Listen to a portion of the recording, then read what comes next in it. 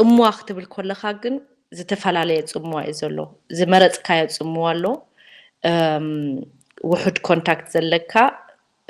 ብዙሕ ኮንታክት ዘይትደሊ ብተፈጥሮኻ ኣሎ ግን ካብቲ ሕብረተሰብ ወፃኢ ዘለኻ ዘይስምዓካ ኸኣኒ ጽቡቕ ዝስምዓካ እቲ ጽምዋናትካስኒ ፖዚቲቭ ከም ትሪኦ ውሑድ ኮንታክት ኣለካ ግን ውሑድ እዩ ብሓፂሩ ገሊኡ ሰብ ከኣኒ ጽምዋ ኣለዎ ምስ ሰብ ከሎስኒ ኣብ ውሽጡ ግን ጽምዋ ዝስምዖ ኣሎ ማለት እዩ ገሊኡ ሰብ ከኣኒ ካብ ሰብ ተፈልዩሎ ግን ብምራጭ ዝመረጾ መገዲ ኣይኮነን እቲ ኩነታት እዩ ከምኡ ገይርዎ ምስ ሰብ ርክብ ዘይምህላው ጭራሽ ግን ብድሌቱ ኣይኮነን ኣብቲ መጽናዕቲ ግን